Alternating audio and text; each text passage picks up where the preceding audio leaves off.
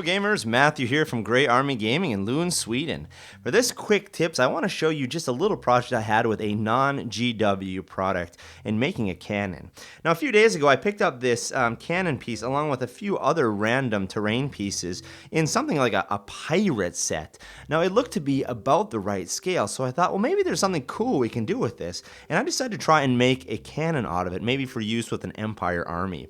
So the first thing I did was I just went and cut out a little square in the right appropriate size here for this base from something like a 3-ring binder, really nice plastic, really quality plastic, and I took the piece and glued it down. Now when I did that, I had a little bit of glue that stuck out on the edges, so I knew that I'd have to base it in the right way to cover up that glue.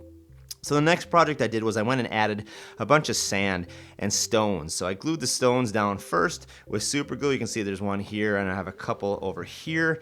Glued those down onto the base with super glue and then went ahead and covered it with white glue and added sand all over the whole piece.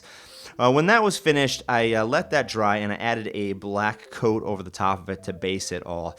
And then I went ahead and started on with the actual painting of the cannon itself. Now this piece actually has a pretty good sculpt to it. I was pretty impressed with the detail.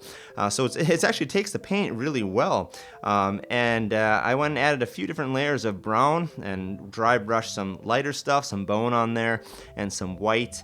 Went at the top and added the silver and added some different washes on there. Interesting though, on the end here, you can see that this piece doesn't actually have a hole in it. So I had to actually paint in a hole itself to make it look like a real cannon. So I added a little paint here and went around the side with the silver to make sure that it was nice and even. And I think that actually does the effect really well. So pretty decent sculpt. I really like how it looks. It's the right scale. After I was done with all the details here and picking out all the silvers and all of that, I went ahead and added some stuff onto the base to make it a little fancier. Started with some browns and moved my way up in different colored browns to a yellow ochre, and eventually hitting it up with some bone and even dry brushing with a little bit of white so it just pops on the top. Now what I did here though is I went and added, you can see in a few different places, I went and added some flocking and I put a little white glue down, just add a little bit of flocking, mostly around the wheels where I think like grass would grow and develop. But I also extended it out a little bit to make it look a little more natural. Behind some of the stones I added some flocking as well.